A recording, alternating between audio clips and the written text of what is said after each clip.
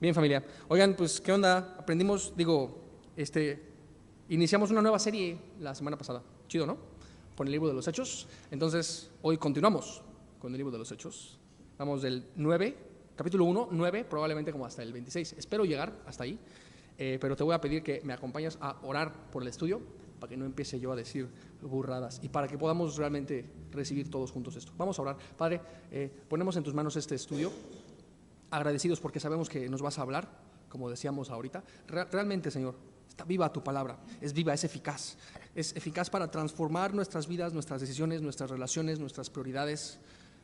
Y Señor, como orábamos en la primera reunión, el primer estudio de Hechos, necesitamos que tu Espíritu Santo haga algo, porque por más que nosotros vengamos con muchas ganas, por más que yo trate de explicar con muchas ganas, si no es tu Espíritu moviéndose en nosotros, en nuestro corazón, no va a pasar nada. Necesitamos tu Espíritu Santo, Señor. Te ruego que nos llenes, te ruego que nos guíes y te pido, por favor, Padre, me ayudes con estas ideas a transmitirlas para que podamos ser edificados con tu voz eterna, Señor. Te damos gracias por ser tan bueno. En el nombre de Jesús.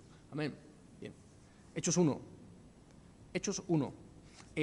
Rápidamente, si recuerdas, Hechos 1 o Hechos es como la continuación de lo que es el Evangelio de Lucas, ¿no? Son como dos tratados que Lucas escribe a Teófilo. Entonces vamos a seguir viendo eso. La semana pasada vimos cómo los discípulos ven a Jesús resucitado, ¿recuerdas? Eso está tanto en el final de Lucas, ¿no? Al 24 al final, como al principio de Hechos vemos eso. Vimos cómo Dios o Jesús, después de resucitado durante 40 días, les habla a los discípulos, ¿verdad? Pasa tiempo con ellos y les habla del reino, ¿recuerdan? Les empieza a hablar del reino de Dios durante esos 40 días antes de su ascensión. Vimos que les habla de la importancia de ser testigos suyos, ¿no? Que fueran como al mundo a hablar las buenas nuevas de Jesús y todo eso. Y importante esta idea porque el que los discípulos vieran a Jesús resucitado los afirmaría en su fe, ¿recuerdas? Ellos, de hecho, gracias a ver eso, es que, no sé, Dios los equipó con esa certeza para poder estar dispuestos incluso a perder sus vidas por causa del Evangelio. Vimos eso.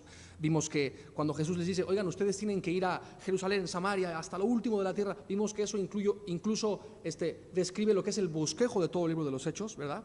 Vemos que del 1 al 7 es cuando van a Jerusalén, o sea, capítulos 1 al 7 de Hechos van a Jerusalén, 8 al 12 van de Judea a Samaria, 13 al 28 todo el mundo. O sea, un poco eso. Vimos que ese versículo Hechos 1:8, el que vas a ver ahorita, es el que realmente bosqueja en un sentido, ¿no? Todo el libro.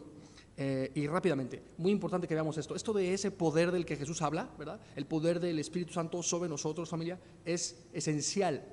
Tiene todo que ver con la misión, iba a decir con la misión que debemos realizar, pero más que eso, es con la misión que somos. Tú y yo como iglesia somos una misión encarnada, ¿no? Y necesitamos el poder de Dios para hacer la misión de Dios, ¿verdad? Más que información. ¿Recuerdas la semana pasada? Ellos querían saber algunos detalles sobre ciertas cosas y Jesús les dice, no, ustedes no necesitan más información, necesitan poder. Y piensa esto, porque el mundo está en tinieblas, verdaderamente. Está el príncipe de la potestad del aire, Satanás mismo, con sus minions, ¿no?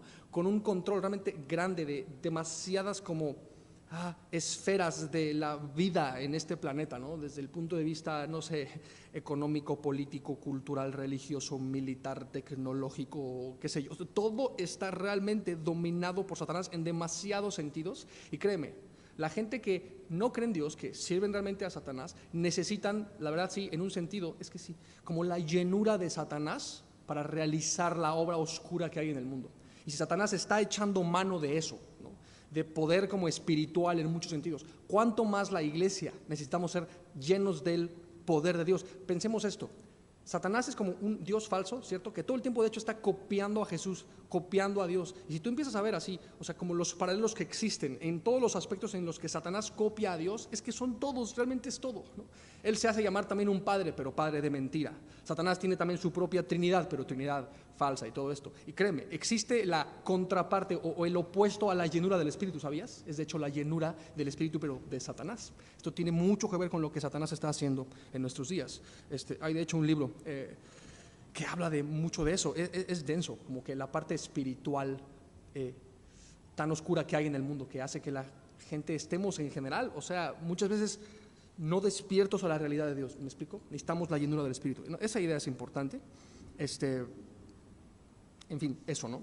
Es muy importante que necesitamos la llenura y Jesús nos avisa, no nos manda a ser testigos, ¿recuerdas? Sino que dice, o sea, eso, ¿no? Recibiréis poder cuando venga sobre ustedes. ¿Y qué va a suceder? Que me vas a hacer testigo. No te estoy mandando que lo seas, te estoy avisando que va a ser como inevitable que seas mi testigo. Esa idea estaba padre. Y vamos ahora sí, a partir del verso 9, ¿no? Ya somos sus testigos, sí, recibimos esa llenura, la cual se recibe gratuitamente, simplemente con pedirlo. Eso es muy importante que lo veas, ¿verdad?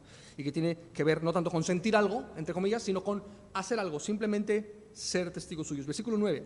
Y habiendo dicho estas cosas, me gusta, estas son las últimas palabras de Jesús antes de su ascensión. Habiendo dicho todo esto, que te medio recapitulé ahorita, ¿verdad? Importante ver las últimas palabras de Jesús antes de partir, la importancia de ser testigos, de llevar el evangelio a todos lados, ¿no? Los dejó así con instrucciones antes de irse, no los dejó a merced de sus ideologías o cualquier otra cosa, no, les dejó instrucciones. Viéndolo ellos, fue alzado y les recibió una nube. Viéndolo ellos, como puedes ver, ellos testificaron tal cual, ¿no? Con sus propios ojos. Vieron literalmente a Jesús resucitado y a Jesús ascendiendo al cielo, tal cual vieron eso. Dice que fue alzado. O sea, imagínate, me encantaría, no sé, cuando lleguemos al cielo, ver el video que Dios tiene preparado de esa escena para que tú y yo lo veamos así, que veamos las caras de los discípulos así como, ¿te acuerdas la de Toy Story?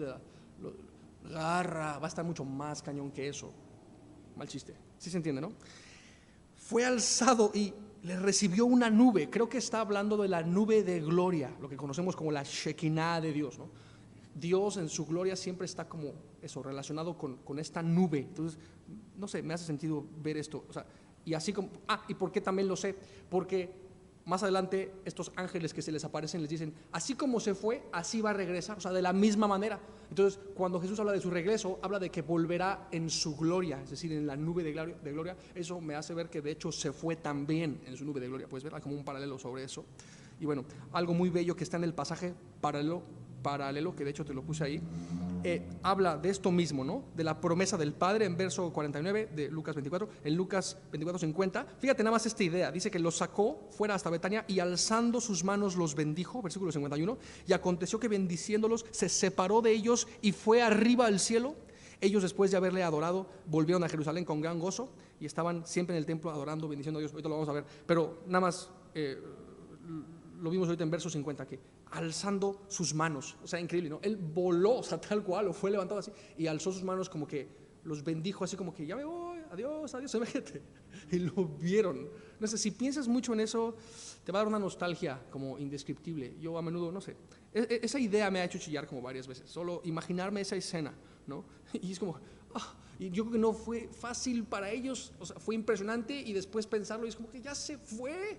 No, o sea, ya se fue, no sé, es como que convive con esa idea. Yo podría intentar explicar cuán emotivo podría llegar a ser esto, pero no podría explicarlo, o sea, realmente solo medita en eso, convive con esa verdad, es demasiado bello, o sea, como esa escena, ¿no?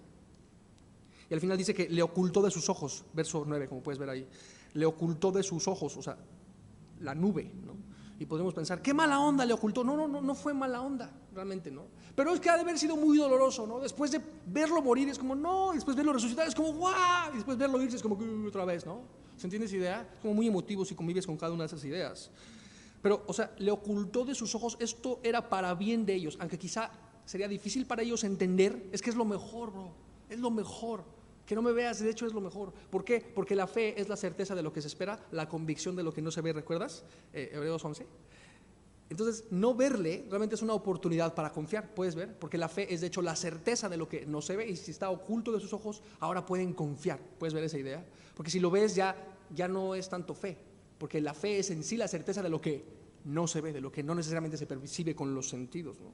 Otra de las ideas que vemos también que Jesús les muestra sobre, o sea, les conviene a ustedes que yo me vaya. ¿Recuerdas Juan 16? Que dice, yo les digo la verdad, os conviene que yo me vaya, porque si no me fuera, ¿qué pasa? Que el Consolador no vendría a vosotros. O sea, este es un segundo beneficio de que Él haya partido, ¿verdad? Híjole, partió, pero viene un beneficio, que Él enviaría a su Espíritu. Mas si me fuere, os lo enviaré, como vamos a ver a partir del siguiente capítulo. Y cuando Él venga, convencerá al mundo de pecado, justicia y juicio. De pecado por cuando no creen en mí, de justicia por cuanto voy al Padre, no me veréis más, y de juicio por cuanto el príncipe de este mundo ha sido ya juzgado. O sea, básicamente está hablando de la obra del Espíritu Santo convenciendo a las personas a través de la iglesia, ¿verdad? una vez que venga a nosotros y así. Pero puedes ver entonces ese como beneficio de que Jesús se haya ido. Y repito, si convives lo suficiente con esa idea, te va a dar una nostalgia indescriptible que de pronto puede ser como que, chale, pero es que no quiero que se vaya, no sé qué. Pero es algo bueno para ti y para mí, porque está su espíritu y entonces Él edifica nuestra fe. Espero hacer sentido. Versículo 10. Y estando ellos con los ojos puestos en el cielo, entre tanto que Él se iba, ¿no? Estaban viendo tal cual como se iba. O sea, interesante que Jesús eligió irse de esa manera. O sea, mientras me estoy yendo, ustedes me están viendo irme. Él pudo haber simplemente, como, no sé, desaparecido, o algo así, ¿no? O así con su túnica, así tipo Chen Kai, o algo así. No sé, pudo haber desaparecido así, pero no. Se fue yendo poco a poco. O sea, Él sabía que ellos necesitaban como ver eso, vivir como esa escena, porque eso en muchos sentidos los equiparía para más adelante morir con la certeza de que Él había resucitado y ascendido, ¿no? Entonces, entre tanto que Él se iba, dice, fíjate lo que pasó después. Aquí se pusieron junto a ellos dos varones con vestiduras blancas, creo que eran ángeles, ¿no? Algunos creen que eran Moisés y Elías, no lo sé. Yo tiendo más a pensar que eran ángeles. Y no tenían alas, pues es que muchas veces en la Biblia cuando aparecen ángeles, de hecho no traen alas. Los que tienen alas son más bien los querubines, que de hecho tienen un chorro de alas, ¿no? Y es distinto, un querubín a un ángel, son seres distintos. Entonces en el caso de los ángeles, muchas veces toman forma humana. En este caso dice que eran varones, repito, creo yo, o tiendo a pensar que son ángeles. En fin, los cuales también les dijeron lo siguiente. O sea, esta escena estuvo llena de algo ahí como sobrenatural, ¿verdad? Varones galileos, ¿no? ¿Por qué estáis mirando al cielo? Este mismo Jesús que ha sido tomado de vosotros al cielo, así vendrá como le habéis visto ir al cielo, ¿no? Increíble esta idea. Pero fíjate, oigan, ¿qué están ahí viendo?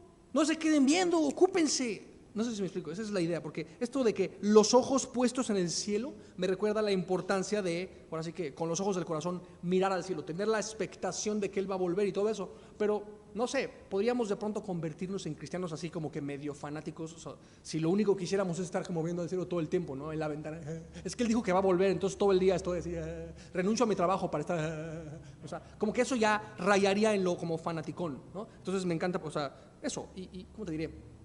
Creer en el rapto y tener toda la certeza de que Él volverá ciertamente, no significa tener como rapturitis y convertirnos en eso, fanaticones que ya no estamos ocupados en la obra mientras le esperamos. ¿Se entiende esta idea? Entonces, o sea, esta idea me lo recuerda, ¿no? O sea, oye, o sea, no estés ahí nomás viendo, o sea, sí anhela su regreso, pero ponte las pilas, o sea, ocúpate en su obra mientras Él vuelve. ¿Me explico? De hecho, no sé, esta idea rápido, porque la gente que, por ejemplo, no cree que el rapto es antes de la tribulación, tacha mucho a los pretribulacionistas de fanáticos que dejan su trabajo y solo están en las nubes así, ¿no? O sea, pasa mucho eso, pero no debería ser así. O sea, estamos expectantes y al mismo tiempo ocupados en la obra, porque hay mucha gente que, eso, como no creen en el rapto pre-tribulación, creen en el rapto post y creen que de esa manera van a estar como más ocupados en la obra. Es como que, no, bro, puedes ser pretribulacionista y de hecho al mismo tiempo estar ocupado. ¿Sí se entiende esta idea? Nada más eso, ¿no? Me hizo pensar en eso, ¿no? Porque muchos, post-tribulacionistas piensan que los pretribulacionistas son así como medio flojos y que no se ocupan. Es como que, no, bro, sí nos ocupamos porque tenemos la esperanza bendita. No es que al tener la esperanza entonces ya no haces nada al respecto, no, sí lo haces, esa es como la idea. ¿Por qué estás mirando ahí al cielo? ¿No? O sea, Él va a volver, ocúpate, ve a donde Él te dijo, a anunciar las obras nuevas, básicamente esa es la idea, ¿no? Y fíjate, les habla de su regreso. Este mismo Jesús que ha sido tomado de vosotros al cielo, así vendrá. Me encanta. Este mismo Jesús, creo que te saltó esa idea, ¿no? Este mismo, no otro Jesús, sino este mismo que viste que se fue. Entonces dices, o sea que hay diferentes Jesuses. Pues sí, Pablo habla de los cristos falsos. Jesús les habló al final de los tiempos que va a haber muchos que van a decir, hey, yo soy el Cristo, pero no le creas a ese. ¿Sí te acuerdas? O sea, qué importante darme cuenta. Es este mismo Jesús. ¿Cuál Jesús? El Jesús de la Biblia. No es una especie de Jesús alien, como dicen los de la nueva era, ¿no? Este Cristo cósmico, ¿no? Y van a explicar la verdadera historia de la encarnación. Fue más bien una especie de historia en donde unos aliens abdujeron a María y le pusieron un chip alien, entonces va a volver el Cristo cósmico y quién sabe qué. O sea, no está hablando de ese es un Cristo falso, ¿verdad? El de la nueva era. Este mismo Jesús, es decir, el Jesús de la Biblia, así vendrá como le habéis visto, lo que te decía hace rato, ¿no? Así como se fue, así de la misma manera va a venir. Entonces, importante, ¿cómo se fue? Bueno, pues se fue físicamente. Entonces, ¿qué significa eso? Que va a volver físicamente también. ¿Por qué te digo esto? Porque, por ejemplo, los testigos de Jehová, creo, o son como una corriente del cristianismo, dicen que Jesús ya volvió, nomás que fue una venida en secreto, y entonces el Espíritu de Dios que vino como invisible es realmente la venida de Jesús que ya está aquí entre nosotros porque su Espíritu, no, su Espíritu ya fue enviado, sí, pero estamos esperando una venida física de Jesús, porque así como se fue, así va a volver. ¿Se entiende la idea? O sea, Él va a venir, repito, físicamente. ¿Qué más? Va a venir visiblemente, otra vez, no es como que en secreto que nada más lo vieron algunos. No, lo va a venir y dice la Biblia que todo ojo le verá, incluyendo los de los discípulos, que en este caso lo estaban viendo y así, ¿no? Va a venir entre sus discípulos, la gente que le esté esperando y todo eso. Físicamente, visiblemente, se fue desde el Monte de los Olivos, entonces volverá ahí mismo al Monte de los Olivos, no a otro lugar. Muy importante eso también, porque hay otros que, no, que ya volvió el Cristo, Jesucristo, hombre, ya volvió, y es como que está en Costa Rica. No, entonces no es el mismo. Y por favor, no busques en YouTube a ese vato, no lo hagas, te vas a deprimir. ¿Okay? Entonces, aquí está hablando del verdadero que volverá al Monte de los Olivos, no a quién sabe qué otro lugar. Y entonces se fue bendiciendo a sus discípulos, como te dije, hasta levantó las manos y adiós, adiós. De esa misma manera volverá bendiciendo a sus discípulos, a su gente, me encanta, ¿no? Así vendrá. Entonces, aquí está hablando del regreso de Cristo, tal cual, ¿no? Entonces, qué importante que distingamos entre la primera venida, la segunda venida y las fases que componen a la segunda venida. Y dices, Lalo, siempre repites eso, ya sé, pero es que es importante. La primera venida tiene que ver cuando Él vino a salvar al mundo, ¿cierto? La segunda venida va a ser cuando Él venga a juzgar al mundo. Y esa segunda venida está en dos fases. La primera fase de la segunda venida, que se llama... Exacto, rapto o arrebatamiento. Y la segunda fase de la segunda venida, que es después de la tribulación, cuando Él viene con nosotros a establecer su reino milenial antes de la eternidad. Y dices, ya lo entendí. Exacto, de eso se trata, ¿no? De que entendamos juntos ese calendario. ¿Por qué? Porque mucha gente dentro del mundo del cristianismo van a querer que de pronto dudemos del orden de esos eventos. Es muy claro así a la luz de la Biblia, repito, es hasta elegante creerlo así por una montaña de razones. Somos y seguiremos siendo pretribulacionistas, de verdad, por una montaña de razones. Hay un paréntesis como muy largo ahí en medio de demasiadas cosas que estudiar al respecto. Es muy bello, ¿no? Que Él volverá, ¿ya? ¿No? Y después de los 1000 años, te digo, esa eternidad donde descenderá la Jerusalén celestial, esta ciudad cúbica de oro multidimensional. ¡Oh! Y todo eso va a estar increíble, ¿no? Y bueno, me emociona pensar en esta idea de la venida de Cristo, la segunda venida, porque es un evento profético. La Biblia es un libro profético en muchos aspectos, ¿okay? De hecho, podemos entender que la Biblia es ciertamente inspirada por Dios por su contenido profético, porque vemos que Dios escribió el futuro antes de que suceda y hay literalmente miles de pruebas sobre esto. Por eso se supone que tú y yo estemos como bien al tiro en cuanto a la profecía bíblica. Eso tiene que ver con la escatología. ¿Te suena el término escatología? No es como que ser escato y tener patineta, no. Escatología es el estudio del fin de los tiempos. Toda palabra que termina en logía es el estudio de algo, ya sabes, ¿no? Teología, el estudio de Dios. Cristología, el estudio de Cristo. Eclesiología, el estudio de la iglesia. Soteriología, el estudio de la salvación, qué sé yo, ¿no? Entonces, escatología tiene que ver con el estudio del fin de los tiempos. Tenemos que tener una escatología clara, que sea parte de nuestro sistema, como te diré, de nuestro cuerpo doctrinal. Entonces, eso es importante. Y fíjate, no sé, la profecía tiene mucho que ver con eventos futuros, ¿verdad? Y entonces tenemos, creo también, que estar como súper, no sé qué otra palabra usar, súper informados en cuanto a lo que está sucediendo en nuestro mundo, ¿verdad? Porque eso como que es paralelo a muchas de las profecías. O sea, cuando tú observas lo que está pasando en nuestro mundo, ¿verdad?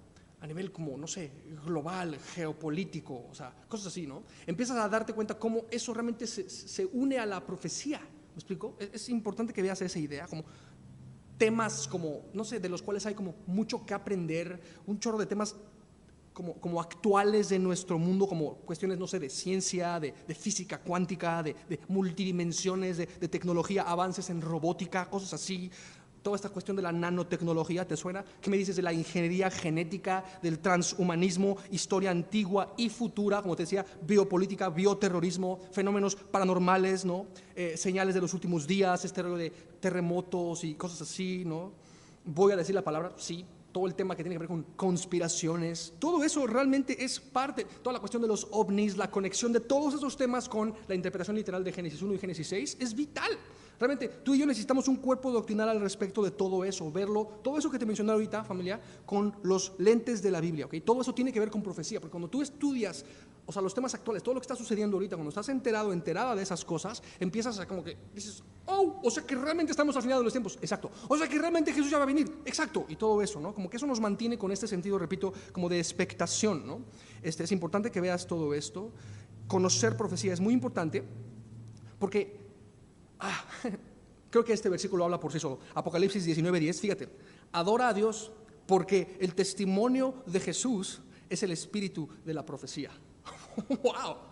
El espíritu de la profecía, de esta parte como escatológica que tenemos que tener bien claro tú y yo como iglesia, ¿no? El espíritu de eso es nada más y nada menos que el testimonio mismo de Jesucristo. Okay, ¿cuál es el testimonio de Jesucristo? Los que están en el discipulado ya se saben este verso. Y este es el testimonio. El testimonio de Jesús es este. ¿Cuál? Que Dios nos ha dado vida eterna. Nos ha dado en pasado participio adoidotosocho. Nos ha dado ya vida eterna y esta vida eterna está en su Hijo. El que tiene al Hijo tiene la vida, el que no tiene al Hijo de Dios no tiene la vida. ¿Puedes ver? Ese es el testimonio de Jesús y eso que te estoy diciendo, la realidad de la vida eterna ya otorgada a todo creyente en Jesús, es en sí mismo, fíjate, el espíritu de la profecía. ¡Wow! Qué importante, ¿no? Creo que Jesús tenía una pasión sobre la profecía. Hay cualquier cantidad de referencias, cientos de ellas proféticas a Jesús, a su venida primera, a su venida segunda. Él mismo dijo, como en los días de Noé, será la venida del Hijo del Hombre. Y cuando tú analizas la idea de como en los días de Noé, o sea, realmente es para echarse un clavado de 10 años ahí. O sea, lo que eso implica, ¿okay? Tiene todo que ver con los temas que te decía ahorita, ¿no? ¿Sabías que hay gigantes en la Biblia? Gigantes. Dices, sí, me suena eso porque David mató un gigante, sí. ¿Y existen los gigantes? No, esos nada más son como fantasía de escuela dominical. No, existían gigantes, literalmente gigantes en el pasado. Y si dice que como en los días de Noé, no voy a responder nada más, voy a preguntar algo. ¿Significaría entonces que en nuestros días hay gigantes también? Es pregunta, no es respuesta, es pregunta, para que tú y yo investiguemos cada quien. ¿Sí me explico? Muy importante, ¿no? Qué importante. Te digo, responder con preguntas, no con respuestas. ¿Existen entonces híbridos en nuestros días?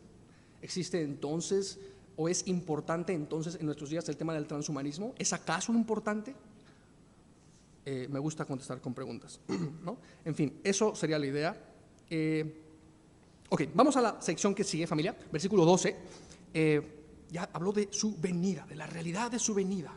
Todo lo que está relacionado con eso tiene que ver con el testimonio suyo, de la realidad de la vida eterna que ya nos fue otorgada.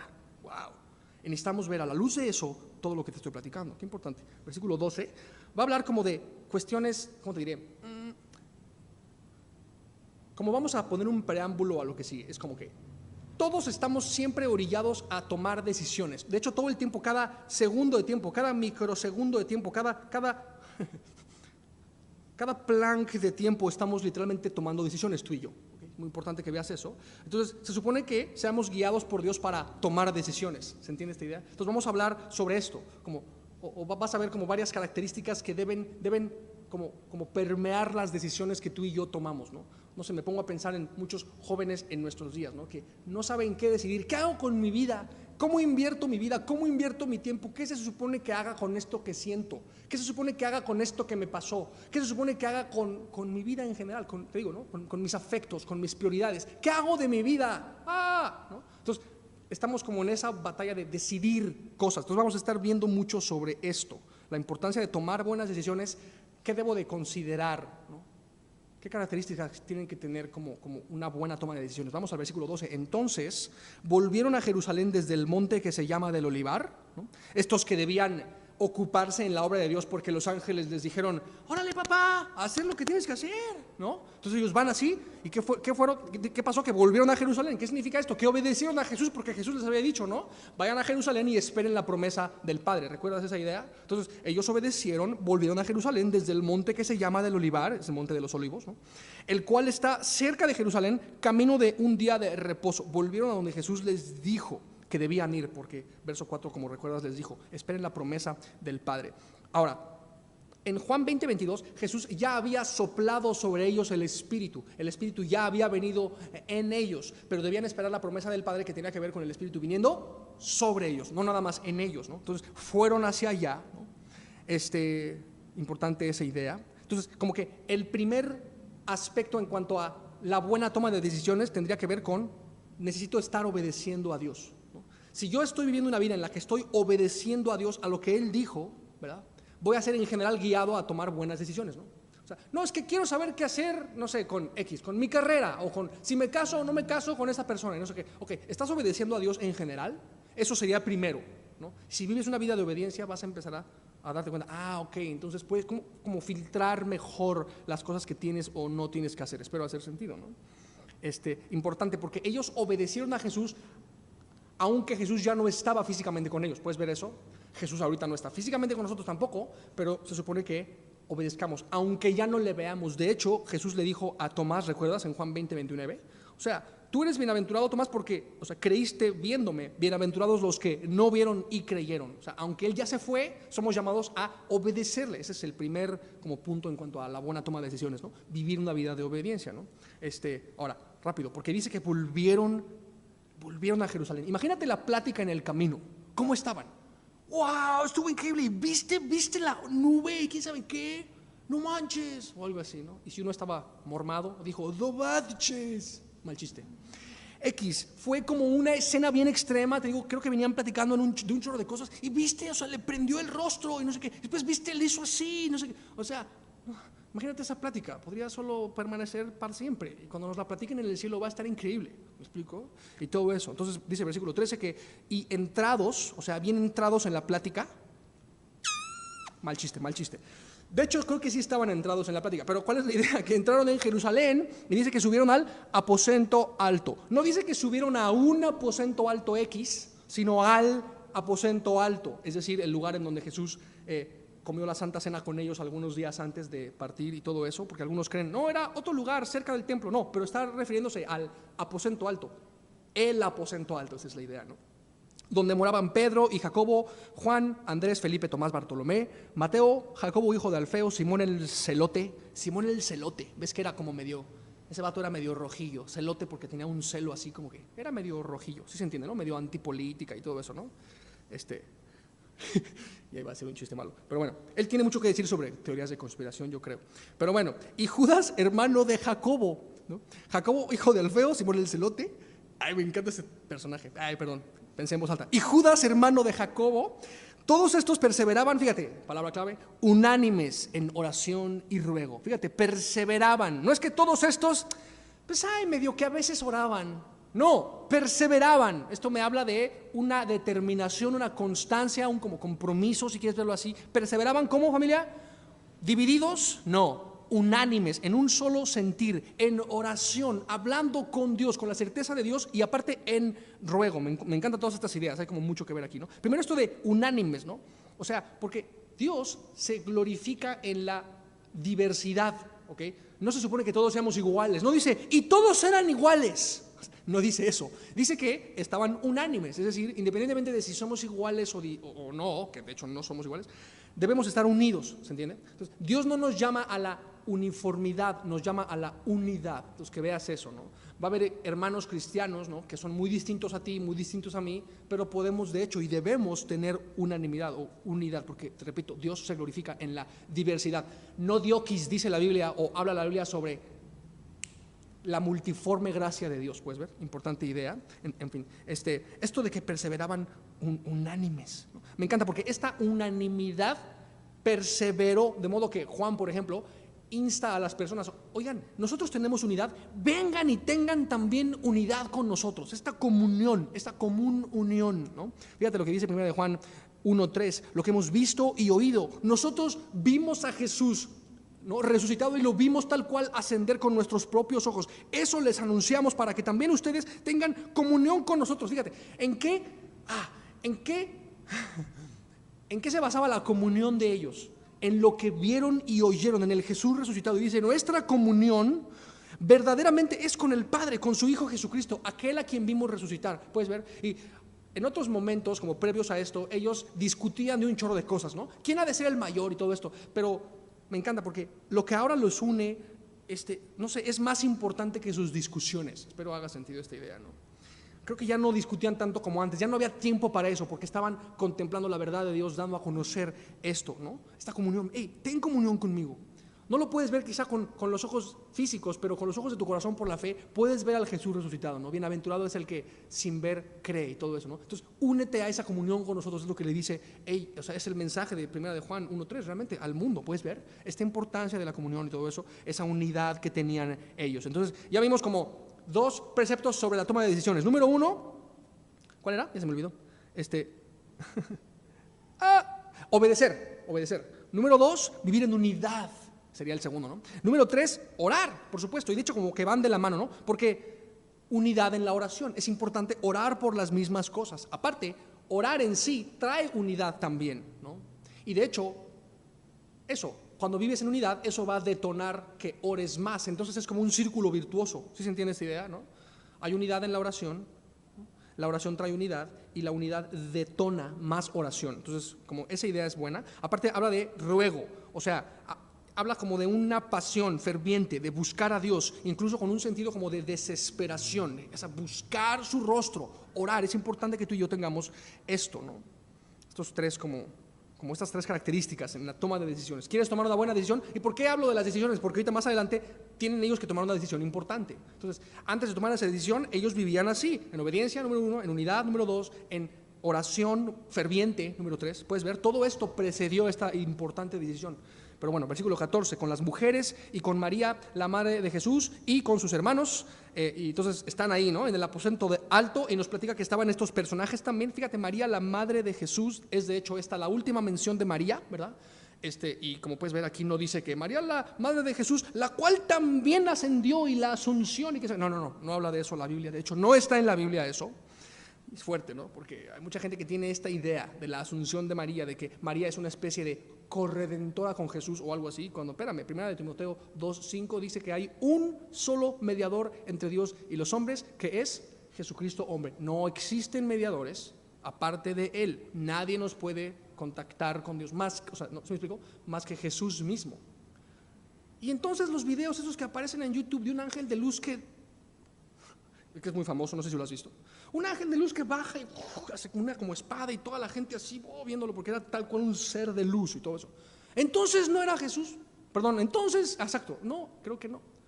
No era entonces la Virgen esa que se apareció, porque hay muchas apariciones de esos rollos. O sea, es Satanás mismo que se disfraza de hecho de ángel de luz. Hay muchas apariciones de eso. Es de verdad, híjole, es fuerte. Satanás, lo que te digo, está como a todo, y más ahorita que estamos al final de los tiempos. En fin, esta idea de María, te digo, es la última como aparición de ella, y menciona también a los hermanos, ¿de quién? Pues de Jesús, los medios hermanos de Jesús, o hermanos en el sentido de que hijos de María también, obviamente no hijos del Padre, pero sí hijos de José, ¿me explico? Entonces eran medios hermanos de Jesús, y dices, o sea que María entonces no fue virgen para siempre. Exactamente, de eso estamos hablando. Híjole, eso va a ser una pastilla muy difícil de tragar para mi comadre, sí, efectivamente, pero es lo que habla la Biblia, ¿ok? María no se quedó virgen, concibió a Jesús virgen, obviamente, pero no se quedó virgen, ¿no? Imagínate, pobre, ya te lo he dicho 1000 veces, ¿no? Pobre José, imagínatelo, tener a su esposa y no poder, o sea, qué tortura. En fin, ya, todo llena los espacios. Obviamente María no murió virgen, ¿no? Y ahí habla de los hermanos de Jesús. Aparte, los hermanos de Jesús, antes de este momento, pues realmente no creyeron en él. Yo creo que les ha de haber pegado verlo resucitado y ascendido, y fue como que, no manches, entonces sí era Dios, sí, bro. O sea, por eso se portaba bien todo el tiempo, sí. ¿No? O sea, imagínate, no sé, en los días así cuando eran adolescentes Jesús y sus hermanos, así que María siempre los regañaba, o sea, oigan, pórtense bien, no pueden ser más como Jesús, por favor. Y los hermanos como, ya sabemos, Jesús, el santo, santito, que siempre se porta bien, claro, porque es Dios, ¿no? Entonces, repito, creo que ha de haber sido difícil ser hermano de Jesús, ¿no? Ver lo que a él nunca lo regañan porque nunca peca, nunca se porta mal. Pero ya después de la resurrección es como que, no manches, por eso era tan ñoño, porque, perdón, no le dije, X, sí se entendió, ¿verdad? No quiero decir una tontería. Siempre era súper bien portado porque es Dios mismo, una obediencia perfecta lo caracterizó siempre. Y vemos aquí a sus hermanos, en ese sentido, ya creyentes ahora. ¿Puedes ver? Increíble, ¿no? Siempre estaba en lo correcto él, ¿no? Siempre estaba en lo correcto. Siguiente idea, versículo 15. En aquellos días Pedro se levantó en medio de los hermanos. En aquellos días, como que lo pone como en plural, porque creo tiene que ver con que despuesito de Jesús ascendiendo solían juntarse todo el tiempo. En aquellos días en los que era común que estuvieran en unidad, orando juntos y todo. En aquellos días, ¿no? En uno de esos encuentros, ¿qué pasó? Versículo 15, que Pedro se levantó en medio de los hermanos, ¿verdad? Y los reunidos eran como 120 en número. Eso de 120 me dio como, ojo Remy, porque en los domingos ya nos parecemos como a 120, ya nos acercamos a ese número. Entonces era un grupo parecido al de Semilla Monterrey. Es como que, se parece nuestra vida a la de la Biblia. Sí, efectivamente. Y bueno, todo eso, ¿no? Está padre, está emocionante, ¿no? Entonces dice que Pedro se levantó en medio de los hermanos. Interesante esto, porque Pedro realmente era un líder nato. ¿ok? Y se ve aquí como obvias las características de liderazgo de Pedro. Fue el que se levantó. La iniciativa de Pedro era importante, o sea, él tomó la iniciativa varias veces, ¿no? Si recuerdas, era mucho el que se atrevía siempre, de manera bastante atrabancada en general, bastante más que los demás, pero tenía una fe como muy, no sé, era atrabancado, pero tenía un corazón como que tenía un corazonzote el vato, básicamente, ¿no? Entonces, es lo que se expresa un poco aquí también. Interesante que cada vez que ves la lista de apóstoles, Pedro siempre era de los primeros, o el primero, de hecho, siempre hablaba como de parte de los discípulos. Él decía algo, no necesariamente porque solo él lo decía, sino porque era el único que se atrevía a decirlo. ¿Se entiende esta idea? ¿Por qué? Porque era un líder nato, repito, familia. De hecho, vemos a Pedro en Hechos 2, por ejemplo, llevando el evangelio a los judíos, más adelante también a los gentiles, más adelante aquí mismo en este relato de Hechos. O sea, realmente era Pedro, eso, tenía un liderazgo, ¿sí me explico, no? Era un líder nato en ese sentido. Y dices, o sea que entonces, claro, era el primer papa. No era el primer papa, esa es otra discusión, ya la hemos visto, y todo eso, porque de hecho fue casado, Pedro y todo. Y así, ¿no? Entonces, bueno, en este liderazgo nato se levanta, y fíjate el mensaje de Pedro. Una cosa, porque cuando antes de la resurrección y ascensión, él se levantaba, muchas veces lo hacía en este atrabancamiento como en su carne. Ahora vamos a ver lo que se levanta más como más espiritual, más maduro en su fe. Lo vemos incluso citando la Escritura. Fíjate, versículo 16, hermanos o varones hermanos, era necesario que se cumpliese la Escritura, en que el Espíritu Santo habló antes por boca de David acerca de Judas, ¿no? Que fue guía de los que prendieron a Jesús, dicen. Y era contado con nosotros y tenía parte en este ministerio. Pues, con el salario de su iniquidad, adquirió un campo y cayendo de cabeza se reventó por la mitad y todas sus entrañas se derramaron. Y fue notorio a todos los habitantes de Jerusalén que de tal manera que aquel campo fue notorio, dice, de tal manera que aquel campo se llama en su propia lengua Aceldama, que quiere decir campo de sangre. Y bueno, después cita una escritura, ¿dónde estamos? Vamos a regresar al verso 16, no sé si, regresa el hermano, al 16, exacto, vamos al 16 de volada, porque son varias cosas. Él se levanta y cita la escritura, como puedes ver. O sea, era necesario, dice, que se cumpliese. Aparte está como que imitando a Jesús, ¿no? Jesús, ¿te acuerdas? Varias veces dijo, era necesario que se cumpliese la escritura cuando el profeta dijo tal. Bueno, Pedro en ese sentido, me gusta que está como imitando a Jesús. ¿Qué hacía Jesús? Citar la escritura. Él la está citando, la inspirada escritura. Y muy importante que veas esa idea. La escritura es inspirada, ¿no? Porque mucha gente no cristiana, ¿podrías como decirme eso que me dices, pero sin estar citando la Biblia? Es como, no, bro, porque la Biblia es la palabra viva de Dios y es poder en sí misma, entonces es importante citarla, es una fuente importante, la Biblia es inspirada. Entonces él estaba atando cabos de cosas, como ahorita vas a ver, a la luz de la escritura cumplida. Dice que inspiró el Espíritu de Dios a David, dice, acerca de Judas. Interesante, dices, o sea que estaba profetizado Judas en el Antiguo Testamento. Exacto, de eso va a hablar, ¿no? Que fue guía de los que prendieron a Jesús, versículo 17, dice, y era contado con nosotros, ¿verdad? Era de los 12 de hecho, y tenía de hecho parte en este ministerio, era como el tesorero de entre ellos, ¿verdad? Y nos empieza a hablar de la traición de Judas, versículo 18, pues, con el salario de su iniquidad, fíjate, ¿no? Él traicionó, obtuvo una lana como ilegítimamente, y con eso traicionó al Señor, así, cayendo de cabeza, se reventó por la mitad, y todas sus entrañas se derramaron. Eso da cosa nomás de leerlo, ¿verdad? Es como muy gráfico, muy sangriento, muy así medio gore, está ese versículo, de hecho bastante, pero bueno, de pronto pensamos, se contradice un poco la Biblia porque Mateo 27 habla de que Judas se ahorcó, entonces aquí dice que tal cual explotó, o sea, de eso está hablando. No se contradice, creo que la idea es sencilla. Él ciertamente se ahorcó, probablemente en ese momento o después ya de muerto, no sé en qué momento se reventó la cuerda en la cual él se colgó y entonces cayó y le pasó lo que dice ahí, que está bien denso, ¿no? De eso está hablando, o sea, explotó. Está denso ese verso, changos, híjole, versículo 19, y fue notorio a todos los habitantes de Jerusalén, fue un caso muy sonado, ¿no? muy, muy sonado. Si hubiera habido periódicos amarillistas en ese tiempo, le hubieran sacado muchas fotos y hubiera estado muy, muy gacho. Sí se entiende, ¿verdad? De tal manera que aquel campo se llama en su propia lengua Aseldama, que quiere decir, ¿qué dice? Campo de sangre, hablando obviamente de la sangre de Judas y también de la, pues, sangre que fue derramada por culpa de Judas, porque él al traicionar a Jesús, bueno, o sea, como que tiene que ver, puedes verlo de cualquiera de las dos maneras, ¿no?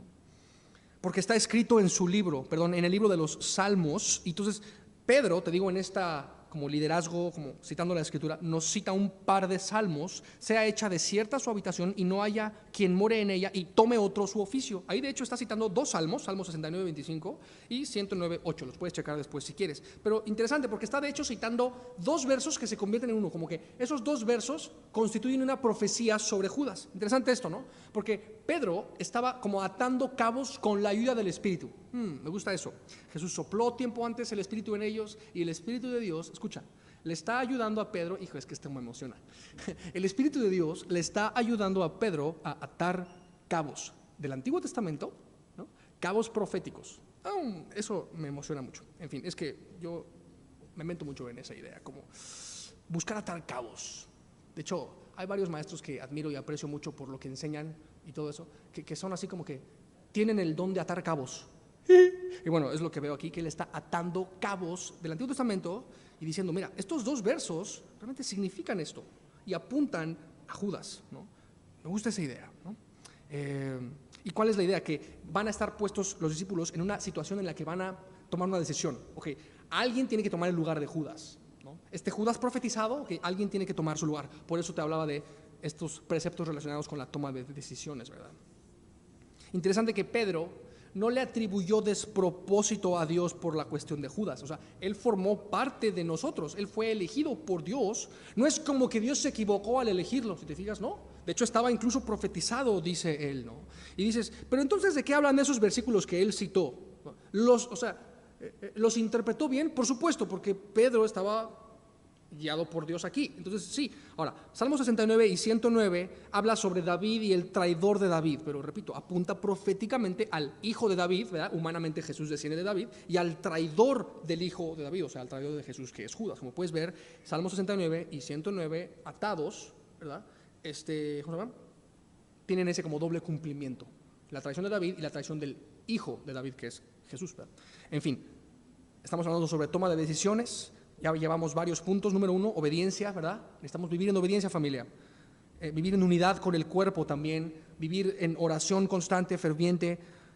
Basarnos en la palabra de Dios. Por eso dice, ¿no? Es preciso, ¿no?, que como alguien falta que tomemos decisiones guiados también por el Espíritu y todo. Entonces, qué importante. Basarnos en la palabra, ¿verdad? Buscar a Dios, siendo guiados por su Espíritu, atando cabos incluso con la palabra para tomar decisiones. ¿Puedes ver la idea? Espero sí. Es que, bueno, espero estar pudiendo explicarlo. Vamos a lo que sigue, versículo 21. Es necesario, pues, que de estos hombres que han estado juntos con nosotros todo el tiempo que el Señor Jesús entraba y salía entre nosotros, comenzando desde el bautismo de Juan hasta el día en que hasta el día en que de nosotros fue recibido arriba, uno se ha hecho testigo con nosotros de su resurrección. ¿Qué está diciendo? O sea, es necesario que elijamos a un vato para que tome el lugar de Judas, básicamente. Y en estos dos versículos, de hecho, son famosos porque son los versículos que describen los requisitos de un apóstol, básicamente. Entonces está hablando de eso, ¿verdad? Básicamente tiene que ser un vato que haya estado con nosotros desde el principio, ¿no?, hasta el momento de la ascensión. Y entonces, bueno, sabemos que hubo más de 12 discípulos realmente. De hecho, Jesús envió a otros 70 después de los 12 y todo eso. O sea, había más. Cuando ellos estaban con Jesús, había multitudes también que le seguían, que de alguna manera estaban como cerca. Jesús invirtió en solo ellos 12 como de cerquita y como especialmente, ¿me explico? Pero había otros discípulos. Entonces, ok, vamos a elegir alguno de estos otros que sabemos que son también discípulos, pero que tengan estas como características: estar con nosotros desde el principio, ¿verdad?, desde el tiempo como de Juan el Bautista hasta el momento de la ascensión, básicamente. Entonces, es necesario esto, dice Pedro. Y dices, ¿y eso de dónde lo sacó? ¿No? O sea, ya vimos que habló de la traición como proféticamente hablando. ¿Y esto qué fue? Déjame ponerle este título. Fue como un sentido común pero santificado. ¿Sabías? Aún tu sentido común puede ser como guiado por Dios. La idea es como, con esta guía de la palabra y esta comunión y estar orando, estar en unidad, o sea, hace sentido que lo que siga sea esto. ¿Se entiende? Un sentido común santificado es lo que está él manifestando. ¿Puedes ver? Entonces, vele poniendo la aplicación como en tu vida, ¿no? Ok, necesito tomar esta decisión, ok, estoy obedeciendo, estoy orando, tengo unidad en el cuerpo, me estoy como congregando con regularidad, tengo una vida de oración que haga sentido, ¿acaso? Estoy buscando a Dios en la palabra, estoy siendo guiado por Él con su espíritu en la toma de estas decisiones, estoy usando mi sentido común como santificado para tomar cierta decisión. Entonces, si está todo eso alineado, como que, ok, estoy entonces tomando cierta decisión, ¿no? Probablemente ya desde las primeras dos cosas ya descartaste algunas cosas que pensaste que Dios te estaba guiando, ¿no? Y hoy puedes ver, no, es que eso era pecado, ¿verdad? Entonces no era, exacto. Y así Dios nos va guiando nuestras decisiones. Me encanta esta idea. Entonces, sentido común santificado, puedes ver, hacía sentido esto, que fuera un vato que tuviera estas características. Versículo 23, señalaron entonces a dos, a José llamado Barsabás, que tenía por sobrenombre Justo, y a Matías. Igual, seleccionaron a dos porque hacía sentido que fueran ellos dos. Como que supongo que tenían cierto sentir con ellos, eran unos vatos que solo hizo sentido que fueran ellos. ¿Se entiende la idea? Y bueno, no es demasiado detallado por qué es que los señalaron, entonces no se supone que demos demasiado detalle. Hay veces que simplemente hace sentido, algo que dices, claro, por ahí va el rollo, ¿verdad? Como que es Dios moviendo esta onda. Yo por eso de pronto mucho hablo de este concepto de, pues, que fluya, bro, que fluya. Que fluya, y cuando fluye, pues fluye, ¿no? Así, no sé. Y las decisiones que se van tomando hace sentido que sean así, con este sentido común santificado. Me gusta esa idea. Versículo 24, y orando dijeron, tú Señor, no que ya habían orado, ahí está. Entonces, cuando Dios te está guiando, tienes que orar muchas veces, o sea, más de una vez, ¿me explico? Ya habían orado, bueno, vuelve a orar. Pero ya usé mi sentido común santificado, está chido, nada más que sigue orando, ¿verdad?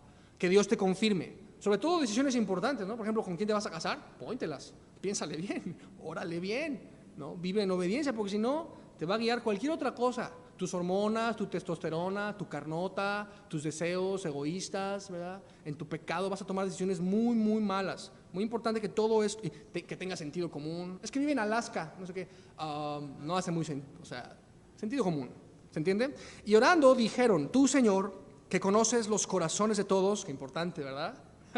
Porque hay gente que parece que vive en obediencia, pero Dios conoce el corazón. Entonces, qué importante. Tú que conoces los corazones, muestra cuál de estos dos has escogido para que tome la parte de este ministerio y apostolado de que cayó Judas por transgresión para irse a su propio lugar. Entonces, te digo, oraron más, se van juntando todas estas características, ¿verdad? Entonces, todo va bien hasta ahí. Pero el versículo 26 pasó algo que no necesariamente está mal, pero bueno, déjame explicarte algunas cosas. Vamos a leerlo primero. Ya es el último, ¿verdad? ¿Cómo vamos de tiempo, bro? ¿Sabes? ¿Cuánto tiempo lleva grabando? ¿Como una hora ya? Vamos a apurarnos. De hecho, ya este es el último, pero me voy a ir un poco rápido. Todavía falta, pero vamos rápido. Les echaron suertes y la suerte cayó sobre Matías y fue contado con los 11 apóstoles. Órale, les echaron suertes. Entonces, es como de Dios sacar los dados y tirar ahí a ver qué Dios decida. Ok, no se supone que en nuestros días hagamos las cosas así, ¿verdad? Que saques a ver, híjole, ¿qué hago? ¿Y con quién me caso? Pues a ver, saca la ruleta y pon nombres de personas y órale, ya, ay, Dios dijo, o sea, espérame. Obviamente no. Aquí es este rollo como del Urim y Tumim. ¿Te suena eso del Urim y Tumim? Parece marca de enjuague bucal o algo así, pero el Urim y Tumim, mal chiste, en el Antiguo Testamento eran esas como piedritas de colores que eran, haz de cuenta, como los dados de nuestros días, básicamente, ¿no? Entonces ellos echaron mano de eso, haz de cuenta, echaron suertes, ¿no? En nuestros días no haría mucho sentido eso. ¿Por qué? Porque tenemos el Espíritu de Dios. Ahorita todavía no había sido derramado el Espíritu en ellos. No tenían realmente la palabra. Sus acciones, de hecho, estaban constituyéndose en el relato, el registro que se convertiría en la palabra, de hecho, pero todavía no tenían la palabra. Entonces, bueno, hizo, creo, sentido, más del que a veces pensamos que hizo, porque tendemos a criticarlos. Ay, no manches, iban bien, sacaron los dados, estás bien rana, así, y tendemos a criticarlos en ese sentido. Pero piensa, ellos no tenían lo mismo que tenemos nosotros. Tú y yo sí tenemos la palabra profética más segura, a la cual hacemos bien en estar atentos como antorcha que alumbra el lugar oscuro y todo eso. Tenemos la palabra, es más profética, perdón, o más segura que cualquier dado o corazonada o lo que me dijo quién sabe quién que me leyó las manos y todo eso. O sea, es más seguro la palabra. Sí, eso lo entendemos nosotros, ¿no? Pero, repito, ellos no tenían lo que nosotros tenemos ahora. El Espíritu todavía no llegaba, faltaba un capítulo para que llegara. Entonces, están tomando esta decisión, repito. No puedo evitar darles el beneficio de la duda. ¿Por qué? Porque venían procediendo súper espiritualmente, ¿verdad? Ya van un chorro de cosas que hacen guiados por Dios. Entonces, ¿cómo podemos entender esto siendo guiado por Dios? Ahí te va. Para empezar, Proverbios 16:33 habla de lo siguiente: la suerte se echa en el regazo, mas de Jehová es la decisión de ella. Déjame darte un ejemplo. O sea, este rollo de pronto solo, bro, ya, o sea, decide con libertad y ya, que Dios lo guíe. O sea, no sé, por ejemplo, Dios te muestra que necesitas entrar a un instituto bíblico, ¿no? Ya, y todo apunta a que es ahí, pero hay de pronto como dos opciones de instituto bíblico, ¿no? Y están como que una enfrente de la otra en la misma calle. Es como que, no sé, en algo así podrías como que, bueno, ya o algo, o sea, no sé, mal ejemplo quizá, pero la idea es que está hablando de, ok, gira los dados, por decir, y que Dios decida, pero otra vez, era otro tiempo. Lo que ellos hicieron en este momento, creo que era lo mejor que pudieron haber hecho. Y dejando bien claro esto, que es una circunstancia distinta. Nosotros tenemos cosas más seguras, o sea, la palabra misma, el Espíritu mismo que nos va guiando. Pero te digo, no fue necesariamente malo, porque, es que ya te expliqué eso, ¿no? Fue otra vez parte de este santificado sentido común, creo. Porque eso, tenían la escritura, ¿no? Y en la escritura habla del Turim y Umim y todo eso, entonces creo que les hizo sentido en ese momento, ¿no?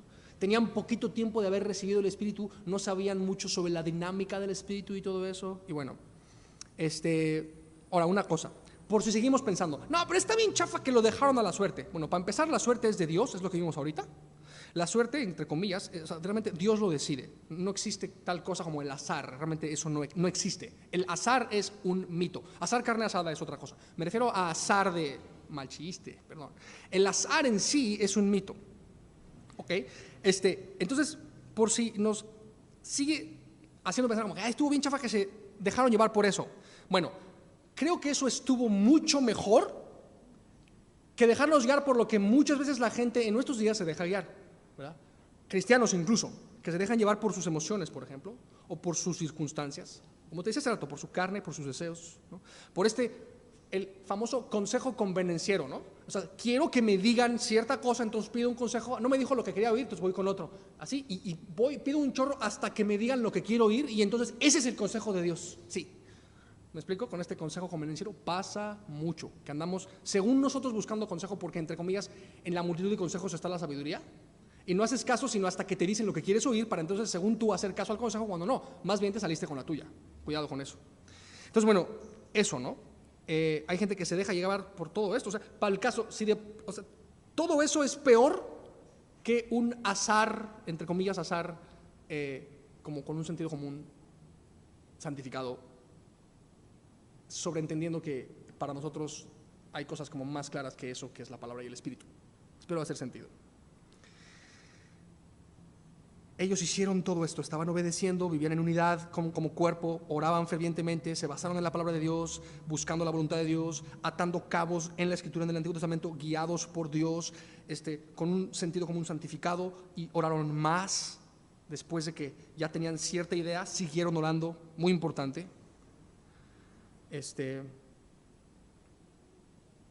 Y todo eso. Rápido.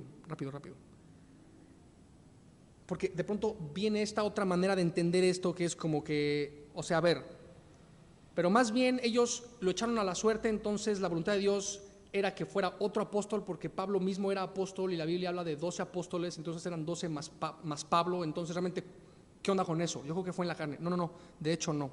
Vamos a un poco mencionar rápidamente, o sea, lo que fue pasando. Jesús escogió a 12, básicamente. Interesante que es un número, o sea, importante. El 12 significa como gobierno humano, o tiene que ver con eso. De hecho, la idea del 12 y la Biblia es así como que un hoyo de conejo bien profundo en el que te puedes echar un clavado. Hay mucho que descubrir o sea, en cuanto a la relación de la Biblia y el número 12. Tiene que ver con gobierno humano. Entonces, Jesús escogió 12, pero uno de ellos cayó, ¿verdad? Entonces, Matías tomó el lugar de ese uno como por un tiempo, y después, como que en un sentido podemos entenderlo, el que tomó el lugar de Matías, por decir así, fue Pablo. Y dices, entonces, ¿no fue de Dios ese tiempo que estuvo Matías antes de Pablo? No, yo creo que sí, porque fueron como 20 años por lo menos. Entre Matías y Pablo hubo como 20 años, básicamente. Entonces, o algunos que piensan, entonces Pablo realmente no era de los discípulos, porque él no cumplía completamente con las características de Hechos 1. Entonces, no era pero sí era. Pablo mismo dice en 1 Corintios 9:1, yo mismo vi al Señor, ¿no? O sea, ambos eran apóstoles, ¿me explicó? Interesante que eso, después de que Judas se le va el patín y toma a alguien más su lugar, fueron muriendo varios de ellos también, y no se volvió a hacer eso de que vamos a que alguien más tome el lugar del que se murió. No, eso nada más sucedió con Judas. ¿Por qué? Porque Judas fue realmente el único que se fue por las tortas y se le fue el patín y traicionó al Señor. Los demás no.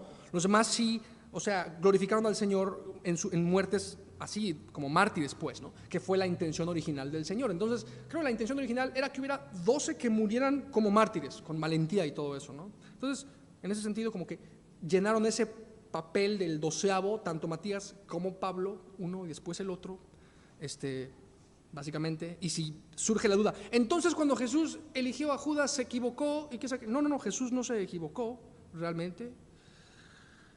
Judas eligió traicionar al Señor, y toda esa idea tiene muchas lecciones sobre amar a tus enemigos. O sea, Jesús amó a Judas, escogió a Judas, y Judas decidió traicionarle, y todo eso no fue culpa del Señor, todo eso.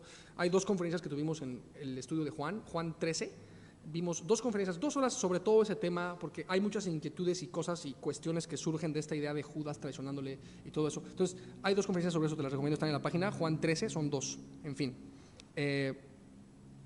Ambos fueron apóstoles. Pablo mismo dice, ¿no? O sea, yo soy el más pequeño, como el abortivo. 1 Corintios 15, 8 al 9 habla de eso. Yo nací fuera de tiempo, básicamente. Soy insignificante, no digno de ser llamado apóstol, como puedes ver. O sea, Pablo no dijo, ahí está, ellos se equivocaron al escoger a Matías, debieron haberme escogido a mí. No, eso no dice Pablo en 1 Corintios 15, como puedes ver. Él reconoce, o sea, yo no merezco este título. Efesios 3, 8. Soy más que el, ¿cómo dice? El más pequeño de todos los santos y todo eso, ¿no? Básicamente, espero estar haciendo como más o menos sentido. Creo que ambos fueron realmente apóstoles llamados para un momento específico cada uno. Matías tampoco es, entre comillas, menos apóstol porque no se sabe mucho de él, tampoco. Y esto es para consuelo nuestro, ¿no? Lo que estamos haciendo tú y yo ante el Señor, la neta es que no se nota mucho. Somos una iglesia muy pequeña, personas muy insignificantes en general, creo que todos, o por lo menos yo, y Dios de todas formas nos puede usar. ¿Sí me explico? Esa idea debe traernos consuelo, porque Matías, nadie sabe nada de Matías. ¿Y qué más hizo? Pues nomás sale ahí en Hechos 1 y ya. ¿Quién era? Pues quién sabe, pero era apóstol. Y Dios lo usó, y Dios lo escogió, y todo eso. Eso es importante. Una cosita más. Yo sigo creyendo en esta idea de que hay como 3 categorías de apóstoles, ¿verdad? Los 12 de Jesucristo, ¿verdad? Obviamente Judas, a final de cuentas, ya no está ahí porque él traicionó y el que tomó su lugar fue Matías. Entonces, esos 12, la siguiente categoría son los apóstoles del Espíritu Santo, que realmente somos todos. Y la tercera categoría es Pablo mismo. Es una categoría solito, en sí mismo. Entonces me gusta eso, porque los 12 están relacionados con Jesús. Todos con el Espíritu. Todos somos apóstoles del Espíritu. Dice, mira, hey, vayan y hagan discípulos, ¿no? Y Pablo dice, soy apóstol de Jesucristo por la voluntad de Dios. ¿Puedes ver? 3 como tipos de apóstoles: Hijo, Espíritu y Padre. O sea, como que ves la Trinidad ahí. No sé, es como una ecuación muy bella que se ve en esa idea, ¿no? Y dices, a ver, entonces, porque dice Apocalipsis 21:14, y vamos a terminar, que en el cielo, en los fundamentos del cielo van a estar los 12 nombres de los apóstoles, ¿no? Tal cual dice eso ahí, como puedes leer. 12 cimientos, 12 nombres, 12 apóstoles, ¿verdad? Entonces, ok, son los 11 que ya sabemos, y ¿va a estar el nombre de Matías o el nombre de Pablo? ¿Quién sabe? Te vas a tener que esperar hasta el cielo realmente para ver de esos 12, o sea, obviamente Judas no, pero entonces entre Matías y Pablo, ¿quién? Es de esas incógnitas que, ¿quién sabe?, ¿no? En fin. Decidieron bien, como te digo, en todas estas como características de las buenas decisiones. Déjame te las recapitulo una última vez. Vivían en obediencia, unificados en el cuerpo, en su comunión, ¿verdad?, entre ellos, orando fervientemente. O sea, porque dices, tengo una decisión enfrente. Bueno, considera todas estas cosas. Se basaban en la palabra y en la voluntad de Dios, siendo guiados por su Espíritu, con un sentido común santificado, y orando y orando y orando. Y si tú hacemos eso, si tú y yo hacemos eso, nuestras decisiones podemos tener la seguridad de que estamos tomando buenas decisiones. ¿Se entiende esto? Aquí vamos a dejarlo. Y ya, ¿te parece que oremos juntos? Porque eso, o sea, terminar con esta idea, o sea, hay decisiones como que todos tomamos, ¿no? pero hay una decisión más importante que es la decisión de, o sea, la más importante de todas, que es decidir dónde voy a pasar la eternidad. Y no sé, si esto que estamos juntos recibiendo y hay alguien más que lo está escuchando como grabado en el futuro, por decir, que no ha tomado la decisión más importante, que es decidir dónde va a pasar la eternidad en base a si cree o no cree en Jesús, no sé, quiero que oremos juntos porque quien sea que esté escuchando esto, que todavía no toma esa decisión, que es la más importante, ¿no? Porque como cristianos tenemos muchas decisiones enfrente, pero hay gente que ni cristiana es, que no ha decidido lo más importante, que es confiar en Jesús. Entonces, que esta oración se convierta también en una invitación a aquellos que estén escuchando que quizá todavía no le reciban. Espero haga sentido. ¿Me acompañas a orar por esto? Vamos a orar. Señor, te damos gracias por esto, por este tiempo que nos instruyes sobre la importancia de que nuestras decisiones sean guiadas por ti todo el tiempo, Señor. Entendemos que si por alguna razón estamos no decidiendo lo que sea que tú nos estás llamando a hacer, la verdad es que no decidir es decidir no decidir. Y te ruego que nos guardes de eso, porque tú dijiste que el que no está el que no está contigo está contra ti, literal. Y necesitamos darnos cuenta de la importancia de decidir, Señor, cosas como cristianos y como no cristianos, cosas que vayan de acuerdo al propósito por el cual fuimos creados, Señor, que es exaltar tu nombre, conocerte, darte a conocer. Te pido que no nos dejemos engañar por el enemigo, que está todo el tiempo tratándonos de, no sé, de chamaquear, diciéndonos que no es tan importante, no es tan importante que ores fervientemente y que te congregues y que te bases en la palabra y que te dejes guiar por el Espíritu. No es tan importante, hombre. Tranquilo, ya viniste a la iglesia, ya escuchaste un mensaje, está chido. Relájate ahorita, haz cualquier otra cosa. Cuidado. Señor, necesitamos esa advertencia de parte tuya, que podamos más que descansar de ti, descansar en ti, aprovechar nuestro tiempo libre para seguirte conociendo, realmente, porque los días son malos y cortos, Señor.